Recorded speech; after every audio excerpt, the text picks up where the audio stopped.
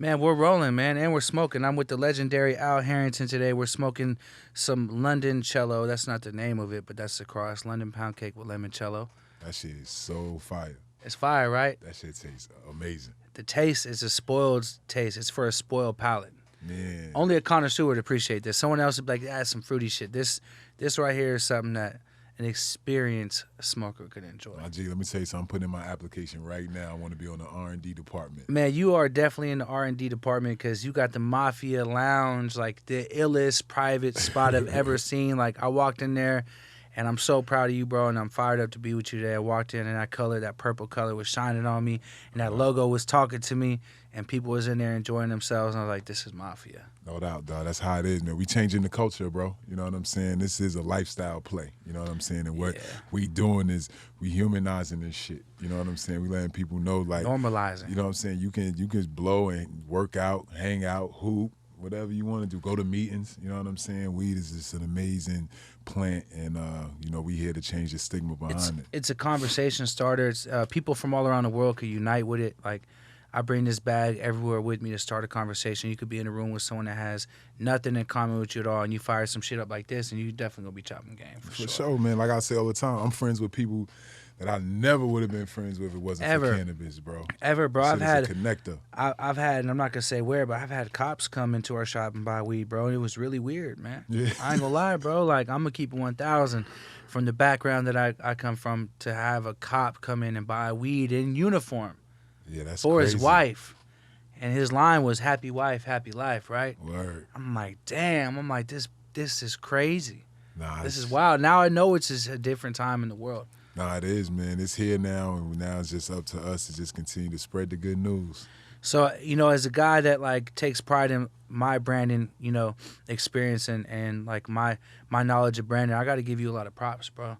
And just seeing the fit and the way that you're rocking your brand right now is pretty impressive. And we talked about it briefly when we met, but the fact you got a colorway that is dedicated to your brand, the fact you got a fire logo, and the fact that your herb is actually fire in your hands-on, that's a key ingredient to success in the cannabis business, which is dope, man. Thanks, bro. And I promise you, man, I wasn't lying to you when I told you, like, you know what I'm saying, you were one of the companies that, you know, I looked up to. Like, I loved what you was doing, and it made so much sense, and a lot of people didn't get it. You know what I'm saying? And that's good for us. Yeah, no, it's good because we're passionate about it. That's why we're doing it. That's why you're like, yo, you know, you have to have dope-ass gear. You have to have a dope logo, dope colorway. Like, you're doing it because you love it. And when you love something, when you do it because you love it, you can never lose. Right. No matter what happens. It's not about the bread. It's not about anything except that if you're doing it because you love it, then you're going to win. You know, passion's everything. Yeah, bro. And I mean, you know, obviously, you know, my background being in the league, like when I hoop, that's all I wanted to do every day, all day. Smoke. You know what I'm saying? That was all I wanted to do. Be in the game. Just hoop. You know what I'm saying? And now with this cannabis thing, the transition for me was so easy because I had the same love I had for hoop in this industry and building this industry out. You know what I'm saying? And, you know, that's why I always tell my team, we're not going to lose because ain't nobody going to outwork us. Mm-hmm. You know what I'm saying? It comes with, I know what hard work gets you. You know what I'm saying? I know the type of prizes and the type of lifestyle that you can live. You just go out and just bust your ass. Mm-hmm. You know what I'm saying? So that's the kind of mindset I bring to, you know, work every day. And it's not even work for me. Like when it was hoop, it was just a game. And it's like I get to play a game every day. Every day, yeah, playing a game, just being a part of like a strategic, you know, it's like, strategy is everything pretty much. Word. What was, when you were playing ball, like, were you blazing the whole time for pain and to help your body? Like, was it like a medicine for you the whole time? So this is what's crazy, man. Like, you know, my upbringing, I grew up in Orange, New Jersey. So I grew up during that dead era and I, you know, war on drugs, the whole shit. Like, I seen, like, kids in 8th grade getting locked up because they had, you know, nickel bags of weed and they lock in and stuff. So growing up, dog, I was completely scared of weed, bro. And, you know, my grandmother, you know, they all convinced me that if I smoked weed, I was going to end up smoking crack. Yep, you know what I'm saying? Yeah, like at the end of the they day, were like, you ever seen Lean On Me? You gonna be like that boy on Lean On Me smoking rock. So, I always say, like, I don't think it's nobody that was ever set out to be a crackhead. Yeah, you know what I'm saying? So sure. just knowing, seeing motherfuckers on the corner shaking and in the alley, I was like, I'm cool. So the first time for me where it changed when I got to the league, you know, I get to the NBA out of high school, And during training camp, you know, I had 2 of my teammates that sent me to the store to go get them, you know, they needed some condoms, some, what they needed, baby wipes. And I never getting Arizona iced teas, bro. That's what they sent me to get. And I remember bringing it back to their room, bro, and there was so much weed in there. They was small. I'm like, what the fuck? You know what I'm saying? I'm like, because I was taught to believe you smoke, you can't do nothing. Yeah. You know what I'm saying? And these was like 2 of the best players on the team. Like, they in there busting ass every day. So that's when I first realized that cannabis wasn't what they was telling me the whole time. It was the reefer madness concept. Exactly. Yeah. So, but I also just thought about smoking and all that probably wouldn't be good for me. So I'm gonna be honest, bro. It took like teammates of like Steven Jackson, you know what I'm saying? Some of those dudes, Matt Barnes, you know, for them to like homeboys that was like really my boys that smoked all the time to get me to try it for the first time. First time I tried it, super paranoid. We was in Phoenix, Arizona. I'll never forget. So, ooh, Phoenix is spooky too. Bro, so after I tried it that one time, I was like, nah, this shit ain't for me or whatever. So fast forward, 4 years later, I'm in Denver playing for the Nuggets, and I'm reading the newspaper every day, and there's all these different articles about the benefits of cannabis, the pain relief, the, you know, anxiety, kids with epilepsy, seizures, the whole shit. So now I'm starting to like read up like, damn, you know, it's actually medicine. So the end of that season, my grandmother came to see me play, and when she got there, you know, she had me put this pill box up on my counter, and she started taking all these pills. So, you know, me being an athlete, I'm like, Grandma, why you take so many vitamins? And she's like, these not vitamins, boy. I got glaucoma, diabetes, high blood pressure. She started running the whole list off. So I told her, I was like, Grandma, I was just reading 2 days ago that cannabis can help with glaucoma. So she was just like, well, you know, finally after I talked to her for a while, she said, what's cannabis? And I was like, marijuana, weed. She's like, reefer? She's like, boy, no reefer gonna help my eyes. She ain't gonna do nothing but make me hungry. So I was like, nah, Grandma, this is what it says, blah, blah, blah. She shut me down. The next day, she was sitting in my kitchen. She was in pain again. This day, her eyes hurt so bad she couldn't even see. So she's like, you know what, after I talked to her for a while, she said, I'm in so much pain today, I'll try anything. So I had my boy who, and I'm not, like I said, I smoked one time up until this point. I called my boy, he had the card or whatever. I'm like, yo, go get something for glaucoma. He bring back Vietnam Kush is what he brought back. We vaporized it for in a volcano bag of all things, right? Dope. She starts smoking it in the volcano bag in the garage. She like smoking it and shit coming out her nose. And I'm looking at her like, you sure you don't smoke? Because most people that smoke a volcano, they cough. Yeah. It's like, you know, she taking big hits too and just blowing it out her nose.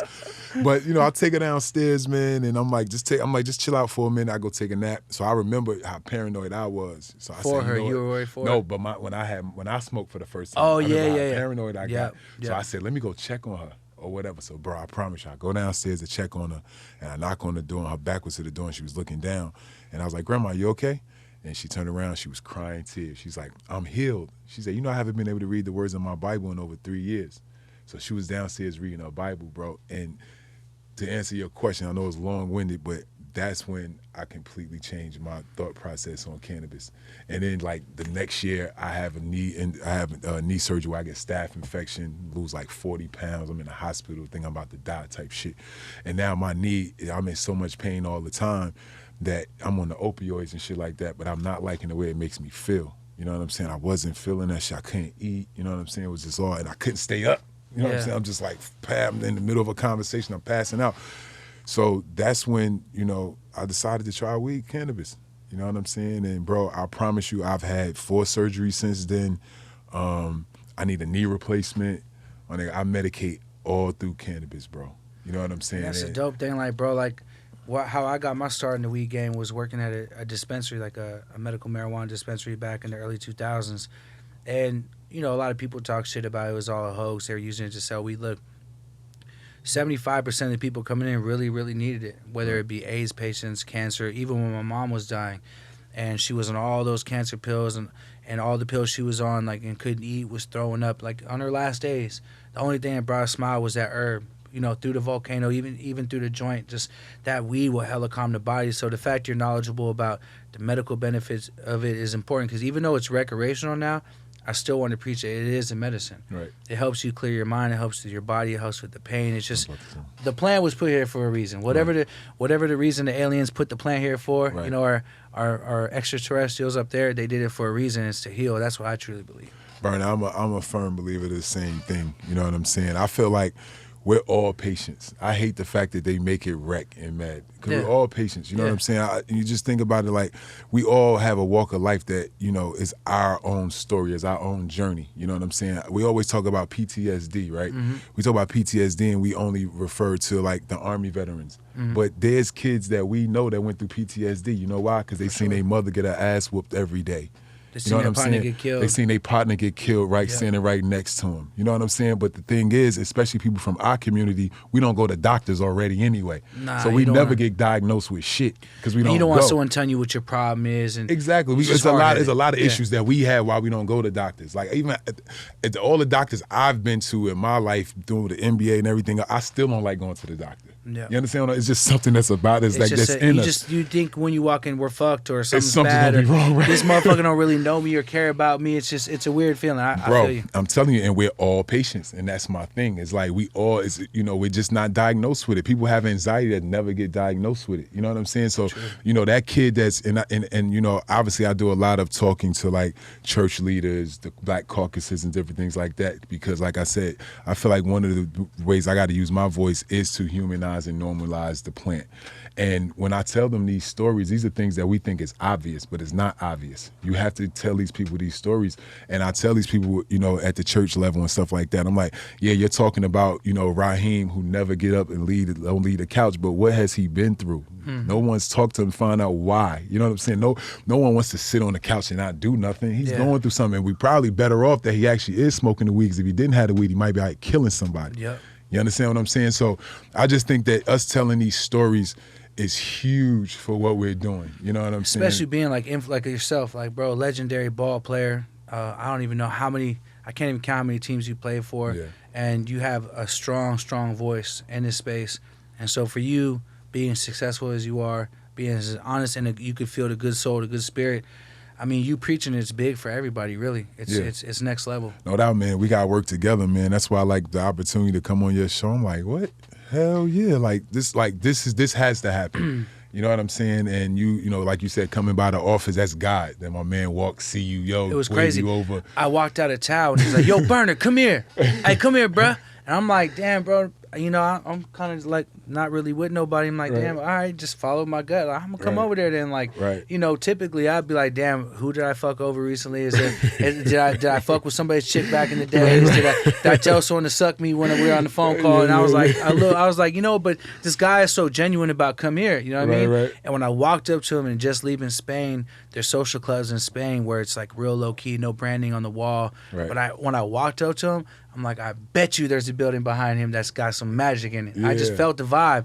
And he was like, you heard of brand Viola? I'm like, yeah, I'm actually going to speak with Al, you know, on Wednesday. He's like, yeah, he's in here. Come on in. Right. And we opened that door. That motherfucker just was glowing. Yeah, I'm like, this is wow dope. Factor, right? I'm glad I came through over there. No, I am too. And like I said, man, like that's where, and like what I would like my office to be, like, to be honest, is like a place for us to meet and like build. It was welcoming. I've been wanting to go back since I've seen it. Yeah, I'm like, damn, like, you know, I'm sitting at my nice couch at the house with the TV on, but I'm like, there was a vibe over there. Yeah, yeah. And that's a good vibe.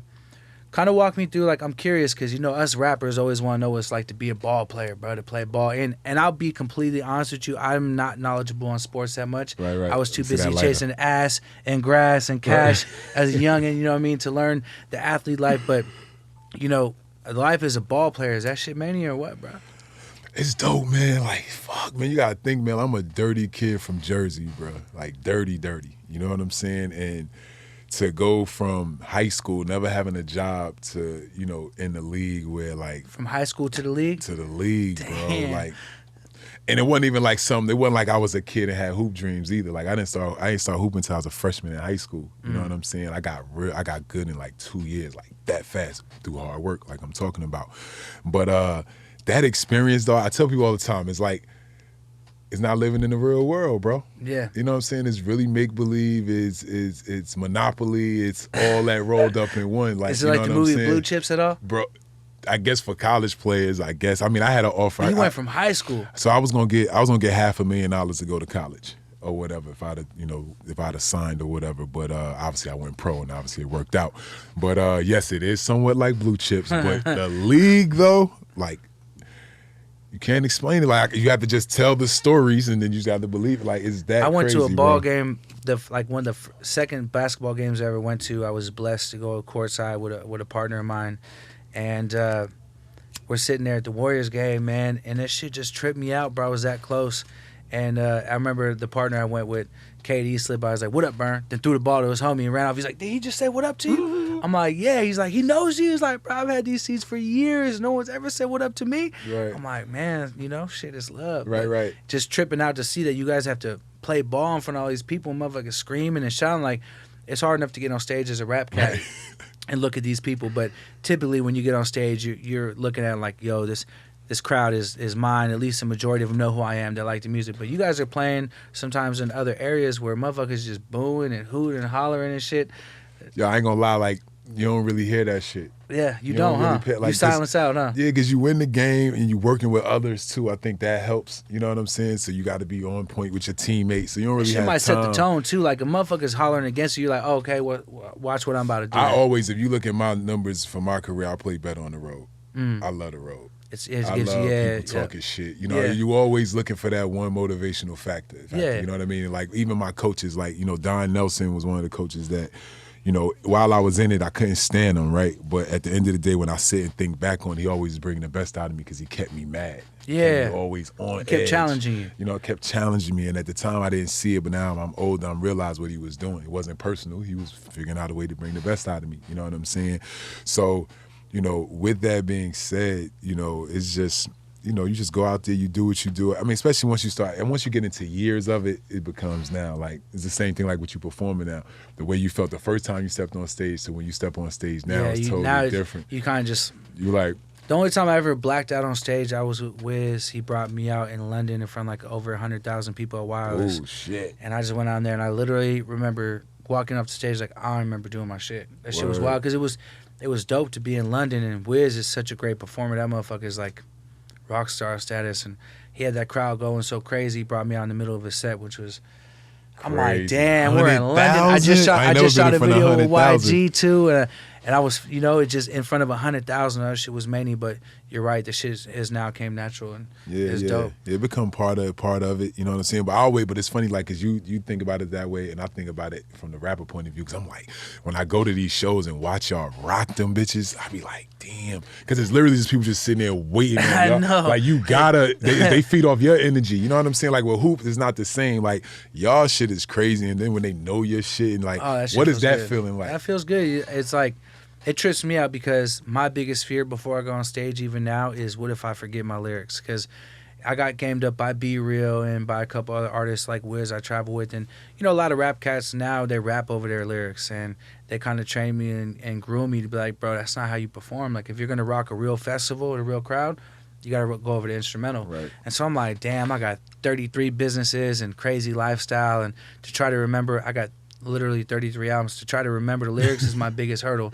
And you'll see me before my stage listening to my songs before I go on still. It'll be a song I performed 100 times, but my biggest fear is like forgetting something. Because then you got these people like, what the fuck? Right. You dropped the ball, man. What's happening, bro? You don't know your own shit. So. You actually doing my man Steezy 420 event, Trippy Hill. Oh yeah, Trippy Hill. Yeah, yeah. So that's like my family. So you gonna be there? Shit. Yeah, I'm trying to do a sponsorship for it too. Yeah, man. So look, make sure regardless you work yourself over there, because this is gonna be the first time in 3 or 4 years on 420 I get to focus on the show. I used to throw my own event and book a bunch of artists, and dealing with artist personalities and scheduling and all that on top of performing was a little rough. So my show this year about to be turned up. Yeah, we gonna be there, son.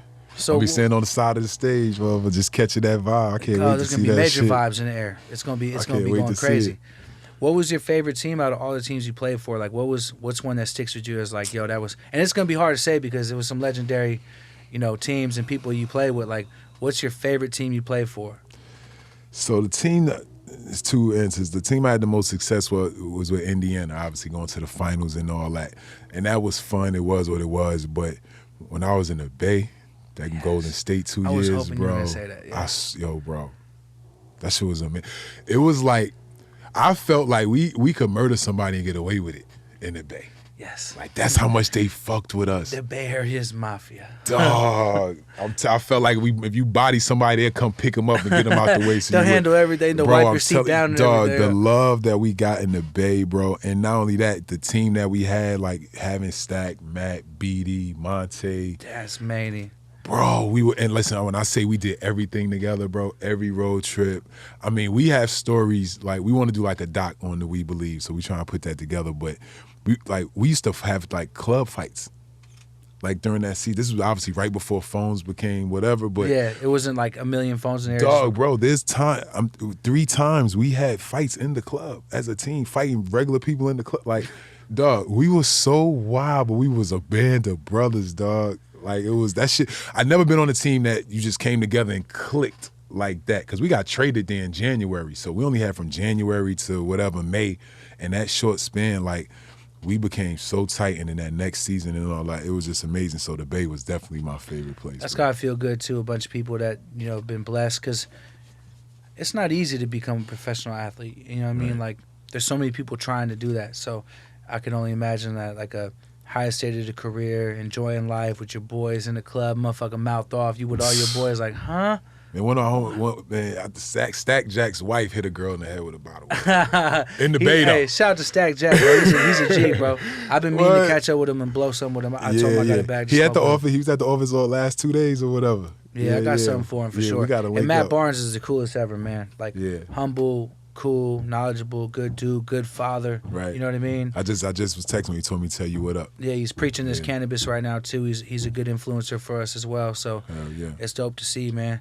What's the one downfall of being in the league, like, and having that much light on you and that much success? Like, is there something that stands out that was just kind of like? I just think that the one thing I take away and I had to like groom myself as I got older to get out of that mindset is just when you like being in that light, I feel like you don't always be yourself fully. It's hard, so like right? somebody like Stack Jack was someone that was always himself all the way, and it came with ups and downs, losing millions of dollars or whatever, you know what I'm saying? But I think that that's the biggest thing, because you grow this kind of, what's the word I'm looking for? You just like, you feel like, you know, you're worried about what everybody else think. And that shouldn't never matter to you. You know what I'm saying? It should be what's good yourself, for you and what's your good family. for you, who's around you. And that's it. It's a lot of pressure, bro. Even like being me, I'm not a big rapper. I have a good cult following, but I'm not like a Drake or like a Kanye or something that's got constant media on me. But it's hard to just even be in public, even like taking a piss, bro. Like, I'll be in the bathroom taking a piss and someone walk up on me and put their hand on me and be like, bro, I love your shit, man, I fuck with you. I'm just like, bro, I'm mid piss right now, bro. Like, this is really weird. Like, the privacy level is definitely a little weird. Yeah, that's, and I mean, it depends on how you deal with it. You know what I'm saying? I mean, I've had, you know, teammates and homies that like will flex on people when they like come and do shit like that. And I've always been nice about it. You know what I'm saying? I'm with my family, or if I'm taking a piss, I'm like, let me finish taking this piss first. Yeah, you know I got you. Let me wash my hands. Go just outside. you know, like I got you, fam. Just, you know what I'm saying. So it all depends on how you deal with it or whatever. You know what I'm saying, and if you let it bother you or not. But you know, at the end of the day, like, it just comes with success, and you know, there's no way you want to be known, you want to be a big rapper, but you can't be a big rapper if everybody don't know you. Exactly. So you can't have both. You know what I'm saying? You have to, you know, this is the life we choose to go after. We got what we wanted. We can't be bitter about the little things. Can't be mad about it. So that's what I'm saying. Why be all upset and handling somebody like that when... I personally take the time whenever someone sees me, even in the bathroom mid-piss, I'll be nice and be like, look, bro, I got you, brother. Let me finish handling my business. It's a little awkward right now, but as soon as we get out, I got you. But, are you looking him in his eyes when you tell him that? Yeah, I'm looking back like, bro, if you don't stop being sus at this moment, bro. But, you know, I always take the time to talk to everyone that sees me, because at the end of the day, like you said, we got where we're at because of them, and you know, it's everyone's dream to be in the position we're in. You know, so it's dope. Yeah, we blessed, bro. Yeah, I've never been funny style with the people that support me ever. Word. Ever. Kind of break down like building a cannabis brand, bro. Like, is it like the hurdles? Are you excited about it? What's like on your plate right now? What's the forecast for Viola? Whew, man, dog. You know what, man? I haven't got a good night's rest in like 3 years, bro. Good, because now that means you're really in it, because I don't sleep for shit. Bro, I have not got a good night's rest, man. my thoughts and ideas are just always evolving, right? So like I promise, like when I first got into this shit, right, I was a caregiver, right? So we did it just to make some money and help people, right? So then once we realized this is a business and they made us, become a company and all that, we said, okay, start operating as a business. And I went from trying to just get from here to here, right? Now I'm like trying to get from here to here. You know what I'm saying? And I look at it like there's a lot of different dynamics with this. And that's why I keep preaching this like partnership and like why it's so important for me and you to get together. And then whoever you know and start putting this shit together because it's bigger than cookies and Viola. You know what I'm saying? Like, it's so much bigger than that. And I mean, you experienced the war on drugs. I experienced the war on drugs. And what we watching right now, what's happening is that, because we don't have the proper funding and proper resources or whatever, we're losing in the industry that we really fucking lost behind. We risked our freedom for it. We got homies doing jail time. They're definitely trying to count out a lot of the minority-owned businesses. You know my brother Felix, Gas House. Yep. And I constantly tell them, just stay on their neck, bro, because at the end of the day, there's not many of us. Right. They either want to buy us out right away or try to give us just to be like a face for their company. Like, nah, we really own our shit, bro. And that's what I'm saying, B. That's what I'm saying. Me, you, Felix, the strong brands, bro, we got to somehow get together, do something together so that we can get more resources behind what we're doing because I feel like we owe it to our people to give them more opportunity. Mm-hmm. You know what I'm saying? Like that's all I'm on. Like that's all Viola's on. That's Viola's next phase. Is how do we create opportunity for black, jobs, brown. Yeah. But not only jobs, dog. I want to create ownership. For sure. So I don't know if you've seen. I had an interview on Hot 97 about the social equity, and the equity program. Goddamn, whoever's banging, someone go give that guy $1,000 and tell him to stop working for a minute. Please, someone go find the banger in the background. Sorry, man. I hate to interrupt. There's such good vibes right now. Tell him I got a rack in my pocket, all tens. I got him right now. Just tell him stop banging because it's fucking up. I'm onto something good right here, man. I'm onto something good right now. But yeah, I was preaching about the social equity, right? And at the end of the day, so I've seen so many people from our city get paid a little bit of money, or like a little bit of monthly. 5,000 a month. Yeah, I've even seen 1,000 a month, bro. Wow. And I'm like, look, you have the right to own 40% of this business.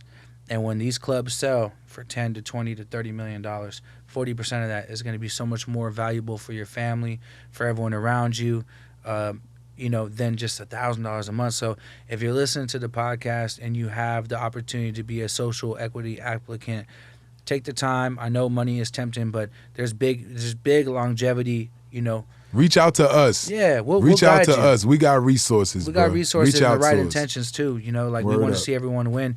You are granted this right for a reason, so don't sell yourself short. Where's the first place you guys actually did business at? It was Colorado. Colorado. Yeah, we started off. That's in dope.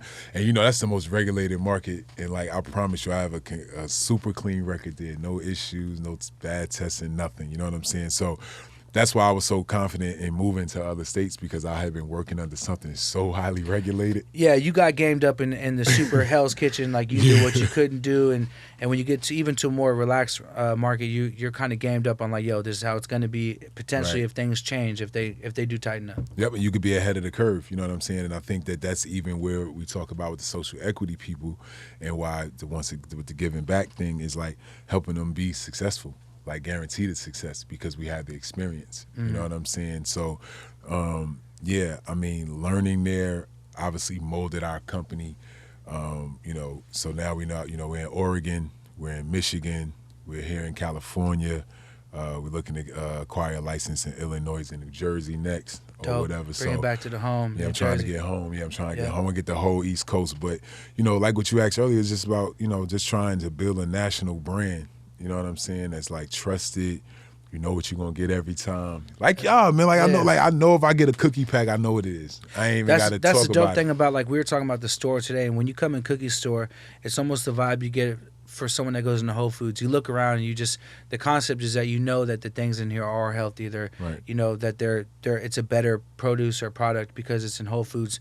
And I personally, for the people that don't know, I personally hand select and curate whatever we buy in Melrose. So we definitely got to get you on the shelf. But when people come in, they know if they buy this brand or this brand or this brand, they're not going to be disappointed in our store because I'm not going to buy some bullshit. Nah, that's We're not dope. going off like BDS analytics or anything like that. And that's why you winning, bro. Because they know what you stand for. They know that if you put your stamp on something, they know what it is. You know what I mean? And that's what I'm building now. You know what I'm saying? I'm trying to get that trust and it's fun. You know what I'm saying? It's fun. You know what I'm saying? It's connecting with people. It's just like, I've learned so much from this shit. I mean, college couldn't have taught me none of this. You know what I'm saying? Yeah, I'm a high school dropout. I never went to college either. Right. And everything I learned hands-on. Right. Like, experience is everything. And we pioneering something. Like, there's no big homies for us to call and get advice, except for the big homies back home. Yeah. You know what I'm saying? I get better advice from them than I ever have gotten from a billionaire, 100 millionaire, millionaire. You know what I'm saying? So when you think about, like you said, we put our freedom online, we risk bank accounts, risk everything. You know what I'm saying? To Bank do accounts. what we're doing. Yeah, to do. Bro, like I've had a bank account frozen, bro. Like, and you're a fucking professional. that's what I'm saying, bro. Like, legendary ball player with probably, I'm in it. Yeah. I'm in this shit with y'all now. Yeah. You know what I'm saying? That's Like I many, said, my big thing is just like, look, I know I was on the other side, but I transitioned, and now I know what time it is. So my whole thing is like, I'm working that hard too because I want y'all to know, like, I ain't in it for just trying to grab some money. Like, I'm just saying, but you understand what I'm saying? Like, that's why I go so hard. It's like, nah, dog. Like, I'm trying to put in the hours you put in. I probably never get there. It's when like, I'm working. You know what I'm saying? It's clear as broad day, bro. That you're definitely building something special, but you're really building it. Like, your name has came up so many different times, whether it be meeting with like, someone that's searching around trying to, fill out brands and invest, to people with real cultivation sites, to, people are in the industry that really come from real background. Like, your shit is there, bro. You're working. That's dope. Some people are going to jump in and use, their fame and status from other businesses to try to grab, a piece of it, which they should be entitled to. But the fact that you're putting in the groundwork, that's what got me fired up. We're going to definitely do some shit. Nah, for sure. We're definitely going to do some shit. I heard, too, that you spoke to, I don't know if it's the commissioner or someone high up. David Stern, the old commissioner. Break it down, bro, because from what I heard, he said you've convinced him that maybe cannabis should be taken off the regulation list. Yo, bros, this is what I told him, man. Like, so I had seen him here in LA at the Milken conference or whatever. So this guy from Guggenheim invited me or whatever. And this is when, like, I was obviously doing this, but I was also seeing if it was something else I wanted to do. And, I went to this conference just to kind of hear about all the different industries and that was going on in the world, from real estate. They even had a little bit of cannabis, esports, this, that, and everything. So he was there speaking on esports and, like, the gaming industry, because they're predicting that, like, esports and shit is going to, like, trump the NBA. Like, people are going to be watching kids play video games over watching real games. Wow. You know what I'm saying? Like, that's what, like, kind of the numbers are showing, right? So they was all up on the panel arguing or whatever. So when they get done, David he's walking off. I'm like, what's up, Commish? And he's like, what's up, Al? He's like, how's your knee? And, like, he's so sharp. Like, he remember I had a fucked up knee. Like, I wasn't one of the superstars. I was one of the top 100 players. But, for him to remember that, he's just sharp, right? So he's like, what's going on? I was like, yeah, I'm just trying to figure out what I'm going to do next. Besides, I have this marijuana company. He's like, a marijuana company? He's like, you must eat all the time, blah, blah, blah. He's being funny and shit. I was like, no, I'm actually, trying to build something pretty cool. I started after my grandmother. And he's like, oh, I would love to, hear more about it. So gave me his number. Dog, it took me like 8 months to finally figure out a time to sit down with him, right? So I sit down with him, and he had me scheduled in for 30 minutes, right? Sitting there, so I tell him the story. Hour and 15 minutes later, he's just like, wow, this is hella interesting. He's like, send me some information. Send him some information. I told him I was coming to New York next time. He's like, come in again. So he gave me a 45-minute slot. Hour and a half later, he patted me on the back, blah, blah, blah, blah, blah, right? And pretty much what I was telling him was this, bro. I was just like, just in all sports, but I'll just give you the basketball. I won't even give you football because football is so gruesome. But at least with basketball, like, I told him, I said, I walked him through our day. I said, we go to shoot around, come back, take our nap, wake up, blast the music, get in the shower, wash up, get dressed in the mirror looking, talking about how great you are, but you vibing. You try and get your mind right. Get in the car, banging the music, get to the game, prepare for the game, you get in the game. I said, now we train our bodies, right? We train our bodies to go hours. You understand what I'm saying? But you go to the game, you may play 10 minutes, 15 minutes, 20 minutes, whatever. And I was saying, like, you know, you go through so many emotions throughout that game, you know, so like you're on 10 by the time that game is over. Mm-hmm. You're not like, you're on 10. And I told him, I said, I'm going to tell you what your players use to calm themselves down. They either use the opioids that they've been given, Which is terrible. We have muscle relaxers. There's a muscle relaxer thing going on in sports. Yeah. I said, or we tell the ball boy to go get us a bottle of Grey Goose or go get us a bottle of Hennessy or whatever. So I said, now we sitting there, we pouring it on the side, we drinking, whatever. We get on the plane, we drinking.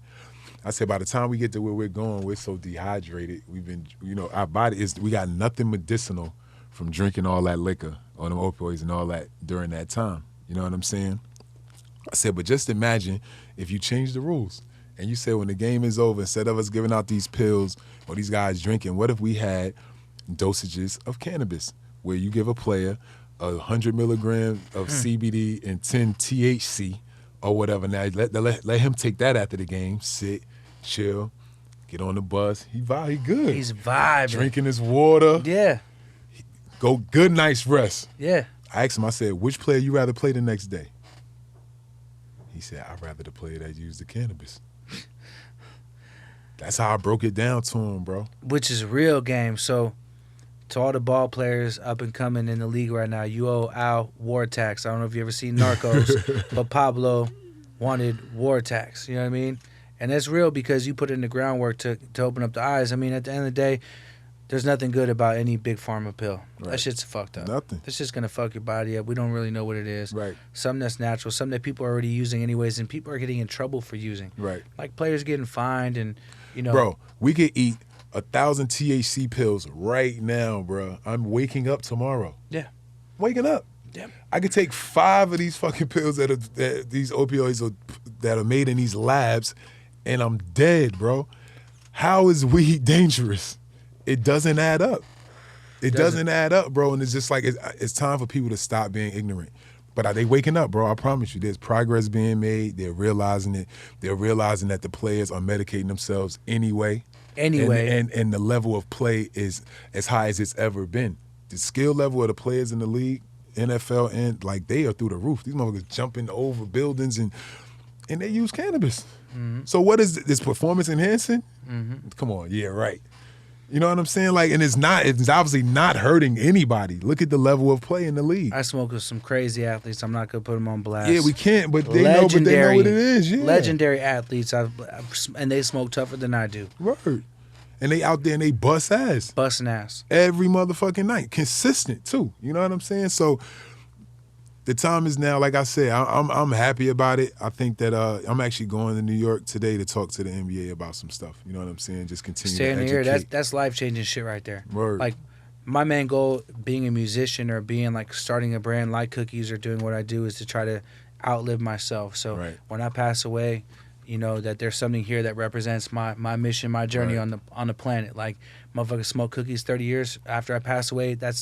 I just hope I stay around. Because some people stay around. You good, bro. You know what I mean? Good. I'm telling you, good. And if you implement this into the league and you're the person that is solely responsible for sparking the conversation, for putting it in their ear and helping add some guidelines and some knowledge, you know, basketball players 100 years from now are going to be loving you, bro. For real. It's going to be dope, man. And that, like you said, it's all about legacy, man. And it's crazy, like, for you to be able to do 2 things in your life, like being that I was able to live the NBA life and now living this life, you know what I'm saying? Being that it's very important what I'm doing, you know what I'm saying? And like you said, you know, it's going to be, you know, our kids. People going to be like, yo, proud. I went to like Stephen Marley's concert yesterday, and his daughter was on stage. What was her name? Mystic Marley. She was hella dope. And like, this is a 3rd generation Marley. I'm like, man, that shit's hard. Like, Bob put on for the family hard. You know what I mean? Man, that's that talent. It almost made me feel like sometimes like you can kind of mold your kids to what you want them to be. For sure you can. It seems like, right? For sure you can. And my daughter's got her own little brand right now, her clothing line called Heart Blaster. Right. She's hands-on with it 100%. She's 11. Yeah. I'm like, got it in her. She just watched her dad. Right. I brought her with me to the meetings. She never complained. She was never upset. She would just play on her phone and listen a lot. And I always wondered, was she going to soak up the game? Right. She's been going since she's been 2. She got it. Crazy. That's amazing. I seen you on Twitter talking about a raid, and I was briefed like quickly before I came over here that something happened. Okay. I just kind of want to get the breakdown. I honestly don't even know what it was, but I seen you the other day on Twitter talking about some money was given back or something. Right. I forgot what it was, but yeah. So what happened was we 2 years ago I identified the Michigan market as being a viable market, and it was early enough that we could kind of come in and get some market share, kind of establish ourselves or whatever. So went out there, saw a great opportunity, leased a 50,000 square foot building. Right outside of 3 minutes outside of downtown Detroit, in an area that needs to be regentrified. It's actually already kind of started already. So, great opportunity, So went there, man, and, obviously, as you always have an opportunity to kind of just do what you want. But then there's also, when you got a lot at risk, you got an 11-year-old daughter and all that, you got to do it the right way, you know? So what I chose to do was do it the right way. You know what I'm saying? Get all our paperwork, get our permits. I mean, the city, when I say before my grow, we got our last little permits because there was no licenses at the time. They made me repave the entire driveway, fix the building next door to me, paint my building, everything. I mean, so when I talk about everyone knew we was there, we're the nice shiny thing in the, you know what I'm saying? So we're there, right? So long story short, last year at the Memorial Day, I'm on the phone with my aunt, and she's just we're just going over some different things or whatever, and then she says, "Oh my God!" She's like, "It's like somebody about to rob us or whatever." So I'm like, "What?" And she's like, "Yeah, it's guys out there with guns," and I'm like, "Auntie, stop bullshit." She's like, "I'm dead serious." So then the paddy wagon thing comes in. She's like, "Oh, it's the police." And I'm like, "Is the police?" She's like, "Yeah, they got the Rams and everything." I'm like, "All right, well, y'all know what to do. Everybody go with it. Everybody's doing what they do anyways. They're coming in, get the paperwork. We already had, procedure what to do." She does all of that. I'm on the phone with her. I'm like, "Stay on the phone." She gets to the door. Next thing you know, boom, get the fuck down. Phone drop, boom. Then it hangs up or whatever.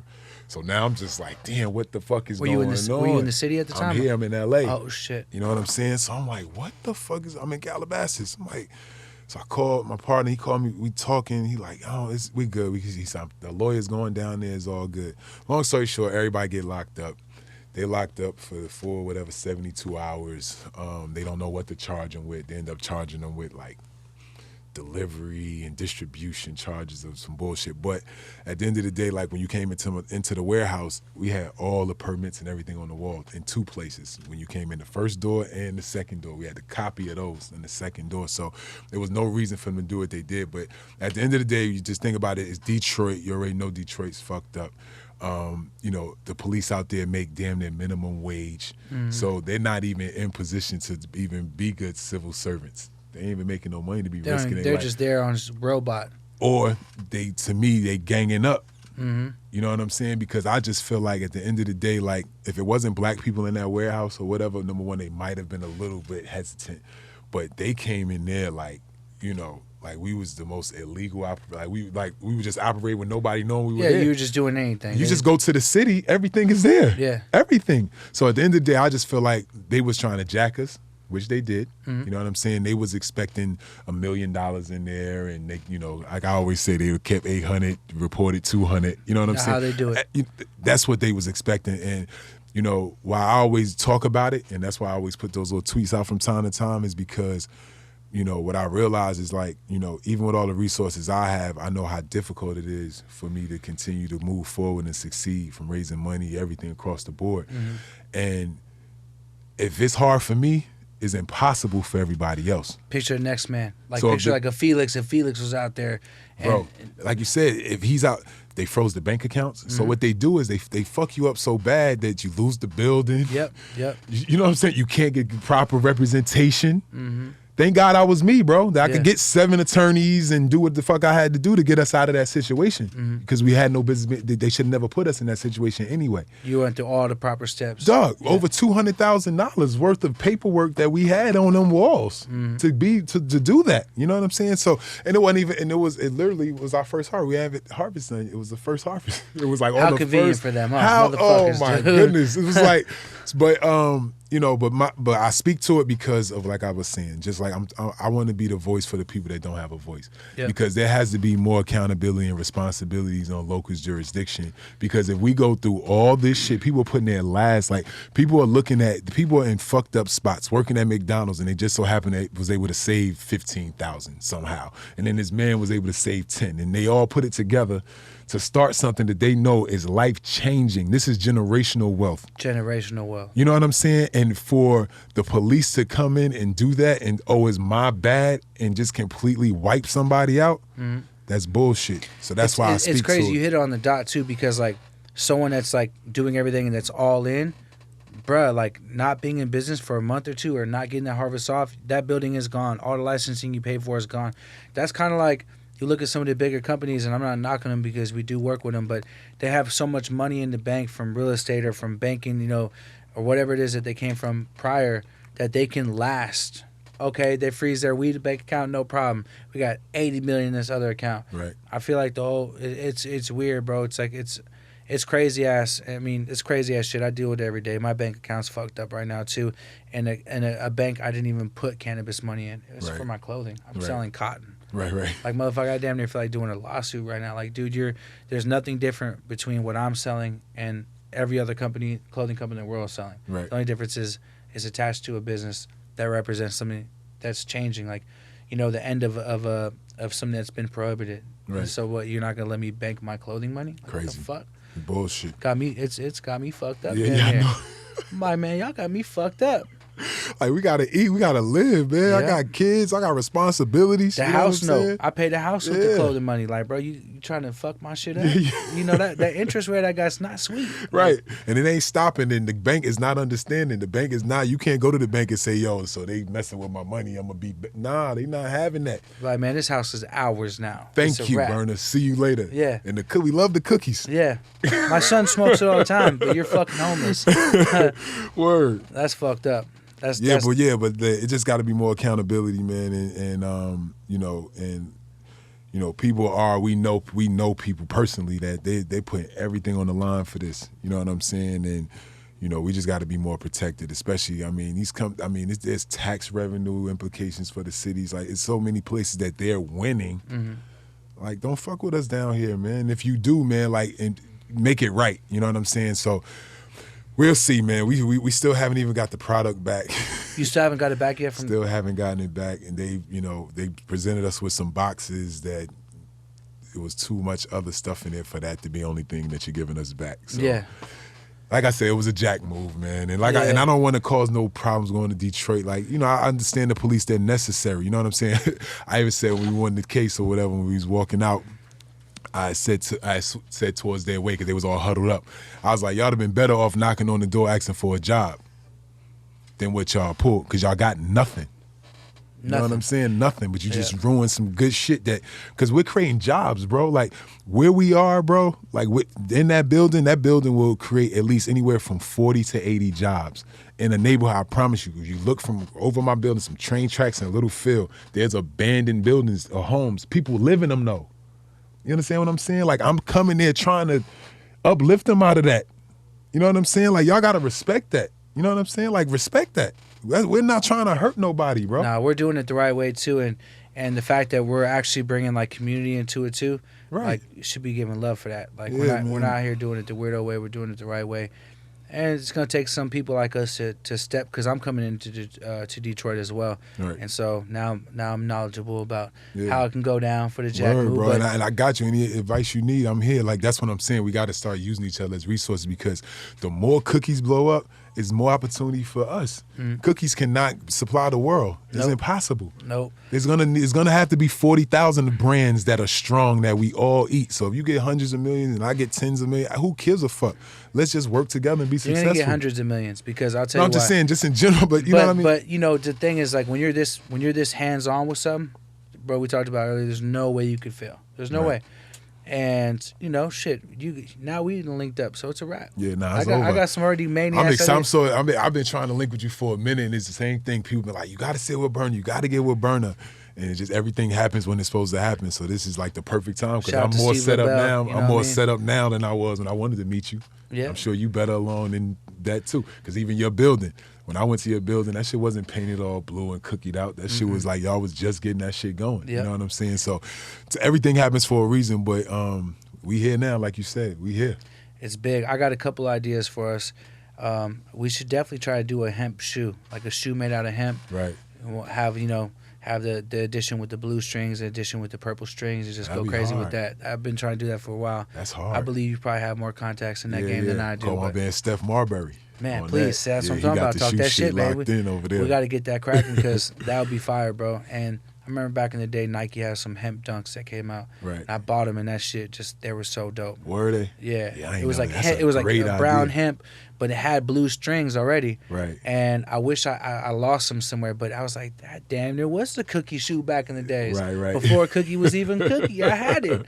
I need to recreate that. So, if any of the good people at Nike are listening, man, me and Al, we'll put the gas behind that project, man, and get it cracking. Word up. Get it cracking. Man, so is there any way that people can come check out the spot that you got in LA? Is that just the office for private meetings? Yeah, I wanna keep it a little private in the beginning, just for but like I said, you just got to know somebody to get over there. Mm-hmm. That's it. So not like super private like that, but if you want to come, bring your partners or whatever. Like, and once we introduce, then we partners. We fuck with each other. So right now we're gonna keep it kind of low, but it's gonna be the spot for sure. What's something else you want to get into? Like once you conquer cannabis, like, I got my vision for after this mission. Like, do you already have something that you want to get into? Is there something that you haven't done yet that you're like, if I get this on autopilot and I'm rolling with cannabis and it gets going and it's successful, what's the next mission for you, bro? So my next project is my boys.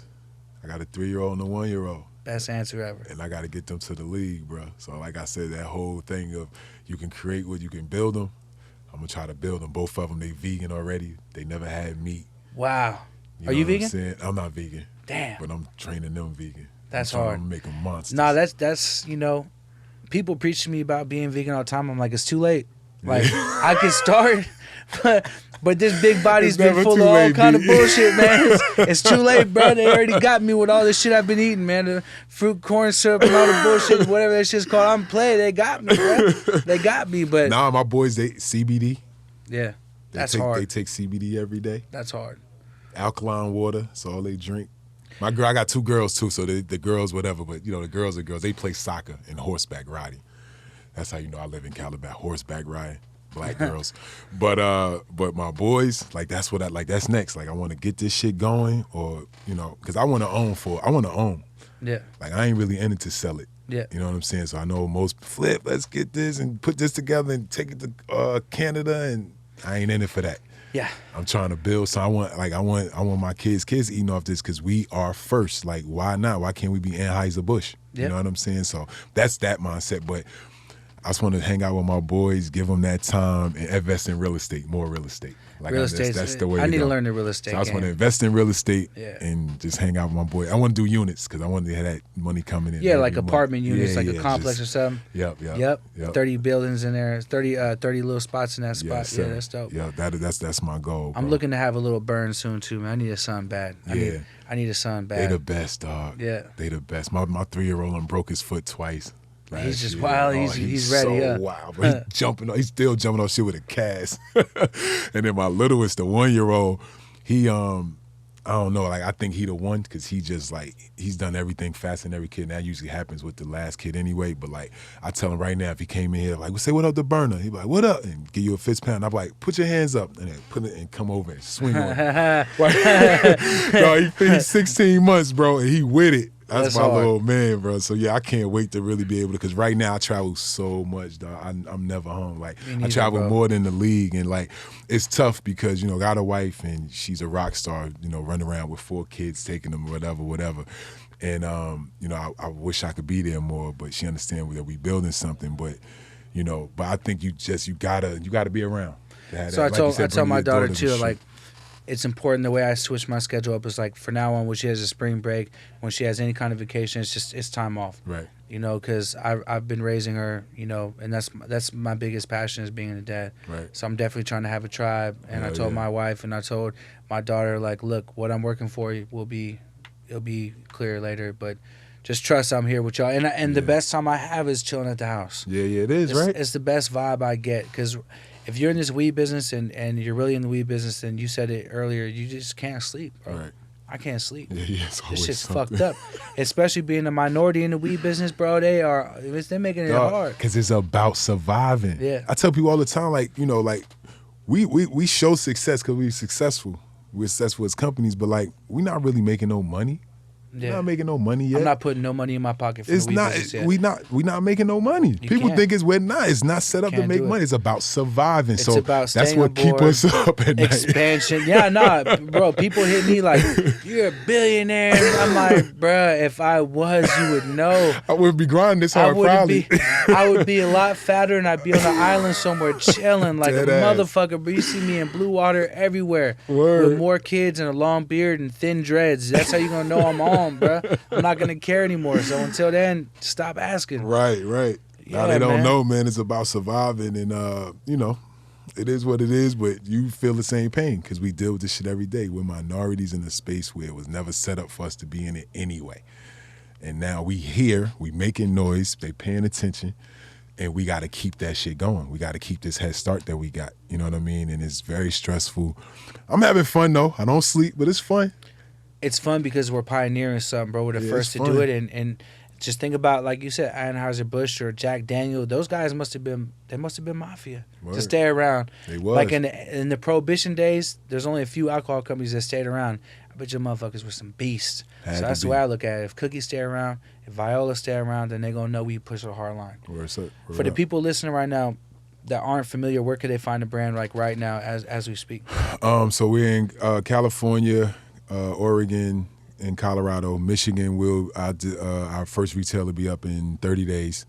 And then just here locally in Cali, we're in probably about 60 shops right here in LA right now. Obviously, we expanded. We signed with a big distribution company that's helping us get into more doors or whatever. So right now in the entire state, we're in about 160 shops. Huge. Or whatever. So I don't really want to name. You got the Medmans and, you know, Atrium and different places like that. But Look out for that purple packaging, Check man. us My out. boy got fire.